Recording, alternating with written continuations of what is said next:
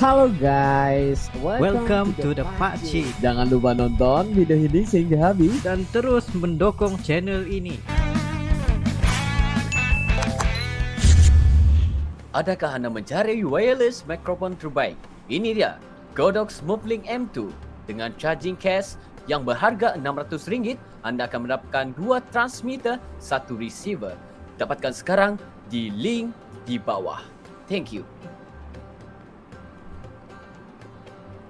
Assalamualaikum warahmatullahi wabarakatuh. Kembali lagi dalam The Pakcik dan juga Arli. Assalamualaikum guys, apa kabar kalian? Semoga sehat selalu ya guys. Alhamdulillah Amin, kita ya bertemu Rabbal lagi di channel The Pakcik, channel yang memberikan kita informasi, entertainment dan juga reaksi yang Jujur aja. guys. Alhamdulillah, terima kasih kepada kalian yang terus mendukung channel kita sehingga ke hari ini. Dan juga kepada teman-teman kita yang baru saja mampir ke channel The Pakcik, kita mengucapkan selamat datang, selamat bergabung. Insya Allah ya kita bakal buat reaksi yang luar biasa dan harus kalian tonton video ini sehingga habis biar nggak salah anggap ya guys.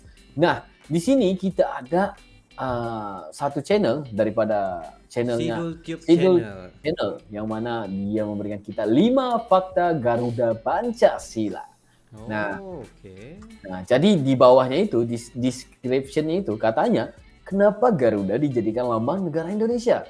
Kenapa tidak menggunakan lambang hewan yang lain saja? Misalnya gajah, harimau, ular, dan sebagainya. Lalu apakah burung Garuda itu benar-benar ada?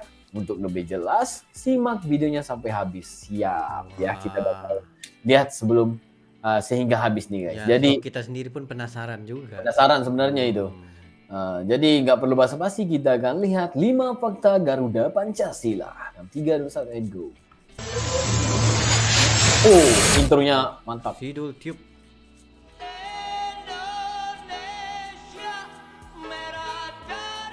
Setiap negara di dunia pastinya selain memiliki lagu dan bendera kebangsaan, juga mempunyai lambang negara resmi yang merupakan representasi identitas bangsa. Indonesia sendiri menetapkan bahwa Sang Saka Merah Putih adalah bendera kebangsaan dan lagu kenegaraannya adalah Indonesia Raya. Sedangkan untuk lambangnya, pemerintah Indonesia menetapkan Garuda Pancasila sebagai lambang negara kesatuan Republik Indonesia. Walaupun sudah banyak orang yang tahu, terutama para pakar sejarah, namun tidak sedikit pula yang masih belum mengetahui fakta-fakta di balik Garuda Pancasila. Berikut ini beberapa fakta singkat mengenai Garuda Pancasila, lambang negara Indonesia. Namun sebelumnya, bagi teman-teman yang belum subscribe channel ini, silahkan tekan tombol subscribe dan juga tekan tombol jempol ke atas jika teman-teman suka. Kenapa harus burung Garuda? Kenapa harus burung Garuda? Mengapa Garuda dijadikan lambang negara Indonesia? Mengapa bukan burung yang lain saja?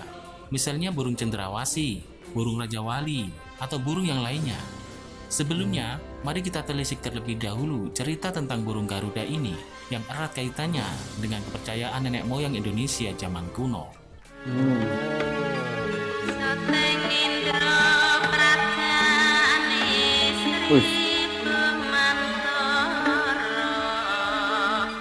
Menurut Wikipedia, burung Garuda merupakan hewan mitologi yang ada di dalam agama Hindu. Nama Garuda sendiri berasal dari bahasa Sanskerta, yaitu Garula. Kisah tentang burung Garuda ditemukan di dalam kitab Mahabharata. Lebih tepatnya bagian pertama, yaitu Adi Parwa. Ceritanya begini, Garuda adalah anak dari Begawan Kasyapa. Begawan Kasyapa memiliki 14 istri. Namun 2 dari 14 istrinya, yakni Kadru dan Winata, belum juga dikaruniai anak. Lalu Begawan Kasyapa memberikan 1000 telur pada Kadru dan 2 telur pada Winata. Telur milik Kadru menetas menjadi 1000 ekor ular sakti dan telur milik Winata belum menetas. Karena Winata merasa malu, ia kemudian memecah 1 telur tersebut. Dan apakah yang keluar dari telur tersebut? Ternyata yang keluar dari telur tersebut adalah seekor burung kecil yang belum sempurna bentuknya dan juga cacat tak berkaki. Kemudian burung ini diberi nama Anaruh. Dengan demikian, telur Winata tinggal 1 yang belum pecah. Suatu hari, Winata kalah bertaruh dengan Kadru. Karena kecurangan Kadru yang membuat Winata harus menjadi budak dan harus melayani Kadru serta merawat 1000 ekor ular milik Kadru. Singkat cerita, telur Winata satunya pun akhirnya menetas menjadi Garuda yang besar, gagah, bersinar, dan sakti. Untuk menolong ibunya, Kadru menyuruh Garuda mengambil Amarta, yakni air kehidupan milik para dewa.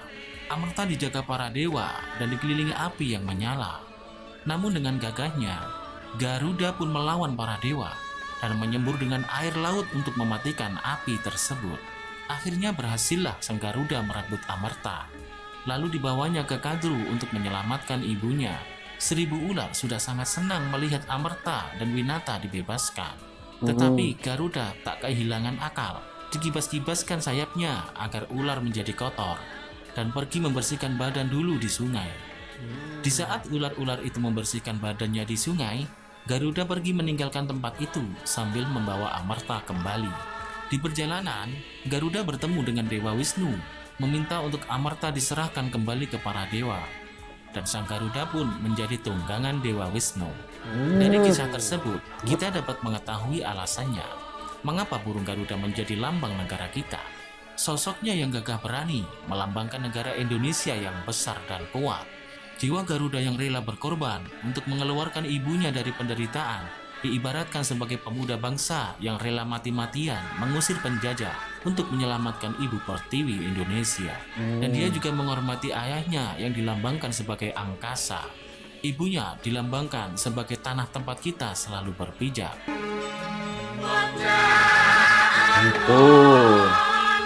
Makanya lebih kepada pengertian sebenar daripada di sebalik penceritaan Garuda itu sendiri. Guys. Oke. Wah. Lanjut. Aku suka nih cerita kayak gini. Betul. Oke, lanjut.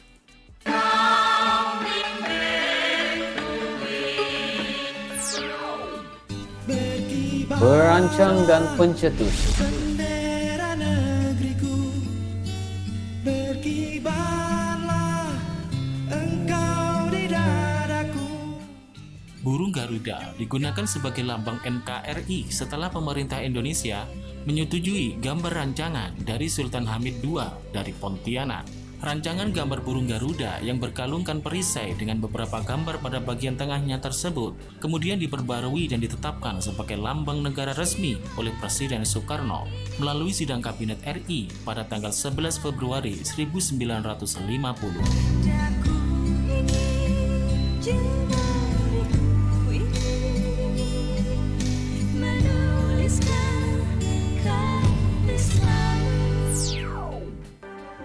Melalui voting. Voting juga ya. Kemudian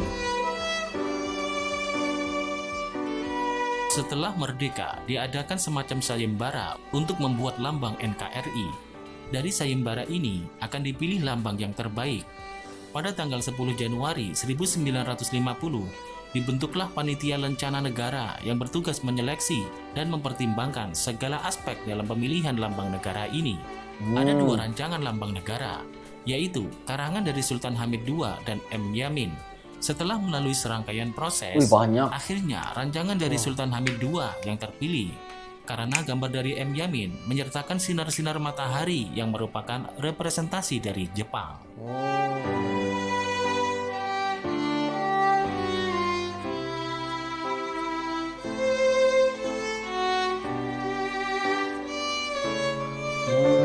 Tunggal Ika. Sudah ada sebelum merdeka.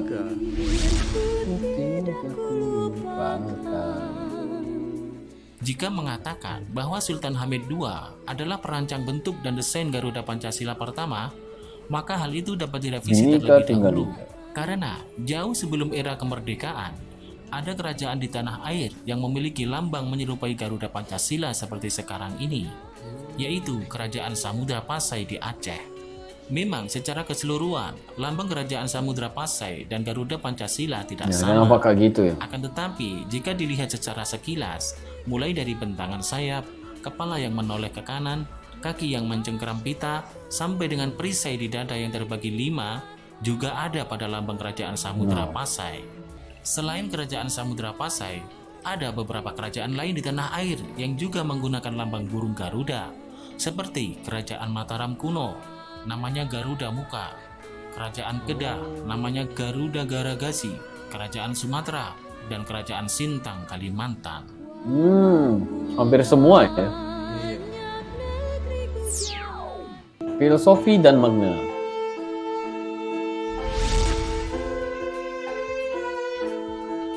Secara umum, total jumlah bulu pada Garuda Pancasila melambangkan hari proklamasi kemerdekaan Indonesia, yaitu 17 helai di masing-masing sayap, 8 helai di ekor, 19 Oh, helai di semua bagian ada ya. bawah perisai, Iya, maksudnya. dan 45 helai di leher. Emas Pita kejayaan. berwarna putih bertuliskan Bhinneka Tunggal Ika melambangkan kesucian dan kerukunan.